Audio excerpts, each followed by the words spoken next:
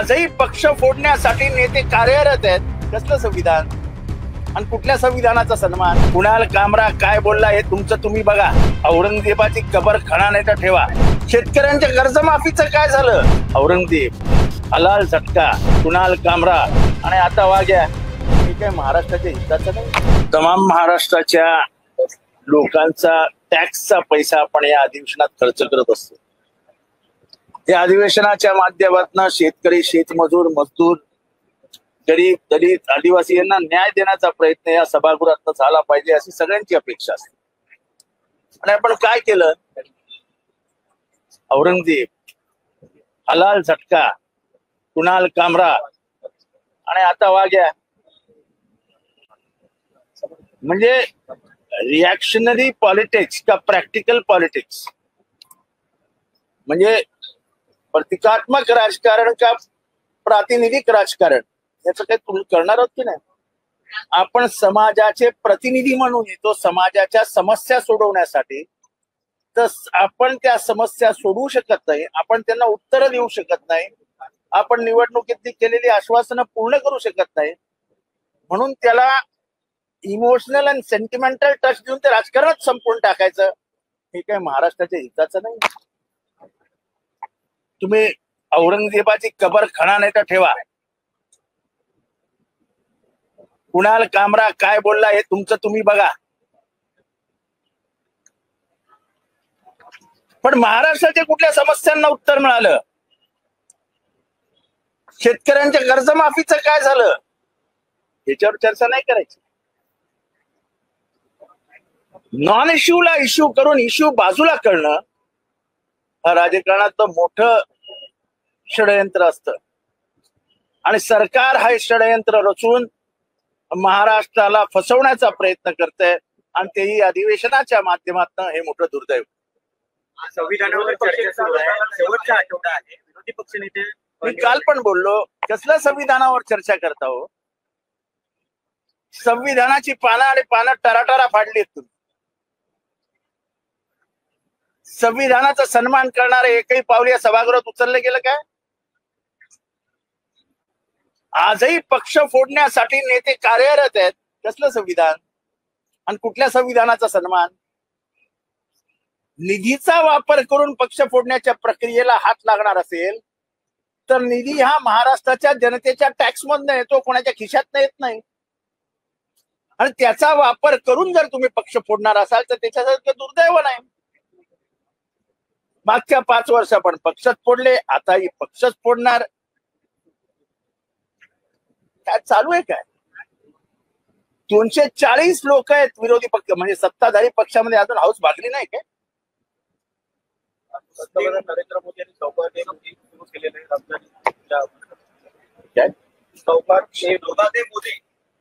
चांगलंय.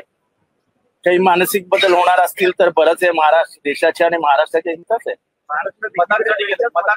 मतांसाठी केलं, कशासाठी केलं, पण मानसिक बदल घडणं गरजेचं आहे. मतांसाठी करा हरकत नाही, पण मुसलमान सुद्धा माणसं आहेत. मुसलमान सुद्धा जगण्याच्या लायकीचे आहेत आणि त्यांना जगू दिलं पाहिजे. एवढी जरी मानसिकता झाली तरी चांगलं आहे.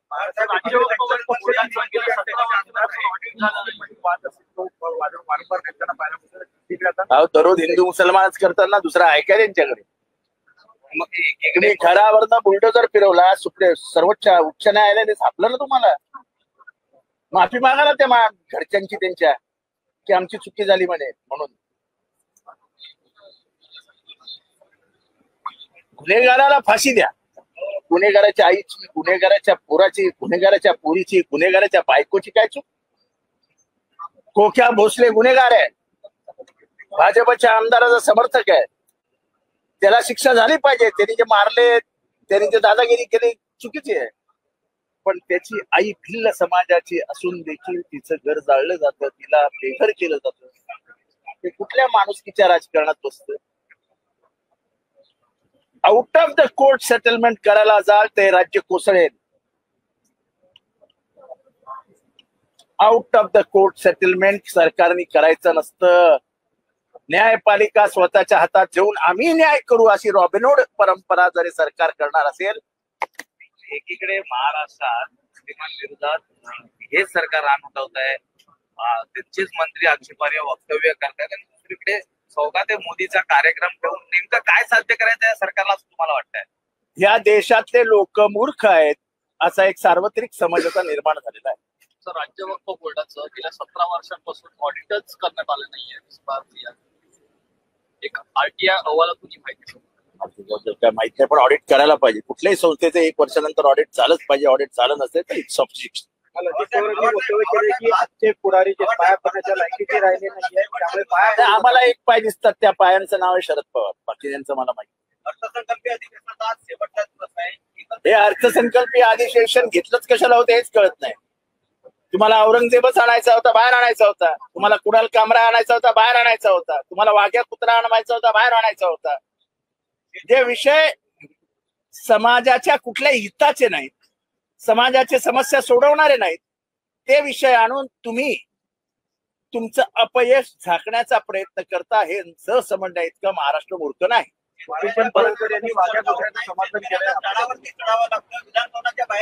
मला वाघ्या कुत्र्याचं समर्थन कोणी केलं हे सांगायचं, विचारायचं. ही समाधी शोधली कोणी? शिवाजी महाराजांची समाधी शोधली कोणी? शिवाजी महाराजांची समाधी शोधत असताना महात्मा ज्योतिबा फुले हे अवघड वाटेने रायगडावर गेले. रायगडावरती दऱ्या डोंगर शोधत शोधत त्यांनी अतिशय जीर्ण अवस्थेत असलेली शिवाजी महाराजांची समाधी शोधली. त्याच्यावर झाडं झुडपं कचरा सगळं पडलेलं होतं. बाजूला करून तिथे त्यांनी हारफुलं वाढली आणि समाधी शोधली. तिथे काय अस्तित्व होतं कोणाचं? ते अस्तित्वच नाही, ते इतिहासात आणणं हेच इतिहासाचं विकृतीकरण असतं. कुत्र्याला कोणाचा विरोध नाही. श्वान प्रेमी मी स्वतः आहे. माझ्या घरात 10 कुत्रे, 10. कोणी आम्हाला श्वान प्रेम शिकायला जाऊ नका.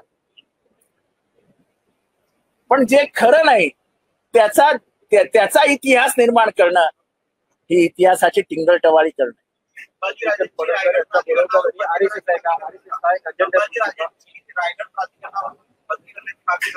कोण करणार आणि का करायची? छत्रपती आहेत ते, महाराजांचे वारसदार आहेत ते. हिंमत कोणाची त्यांना काढण्याची? कोणी हिंमत दाखवावी छत्रपती संभाजींना रायगड प्राधिकरणावरून काढण्याची? बरं, आता शेतकरी एवढे दिवस झाला प्रतीक्षेत होता, अधिवेशनाच्या प्रतीक्षेत होता, कर्जमाफीच्या प्रतीक्षेत होता. त्यांच्या माध्यमातून छत्रपती शिवाजी महाराजांची उंची कमी करण्यासाठी मी अजूनही नेहमी सांगतो की इथला एक वर्ग आहे जो काही बहुजनांचा वापर करून छत्रपती शिवरायांच्या इतिहासाचं विकृतीकरण करत असतं. मी आज इथे जाहीर मागणी करतोय की पानिपतला छत्रपती शिवरायांचा पुतळा उभारताय, अभिनंदन. पण त्याही पेक्षा छत्रपतींच्या बाजूला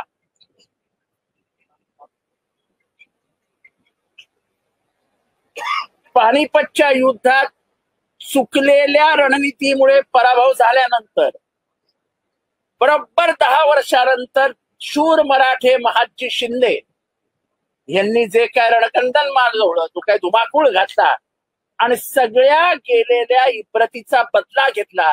त्या महादजी शिंदेचा पुतळा आपण दिल्लीतही उभारा आणि पानिपतलाही उभारा अशी जाहीर मागणी त्यांना मानाचा मुजरा करत मी आज महाराष्ट्रासमोर आणि सरकारला करतोय. परत सर्वसामान्य लोकांनी आता सरकारवरती विश्वास ठेवायचा का नाही? कारण अधिवेशन हे अधिवेशन घेऊ नका.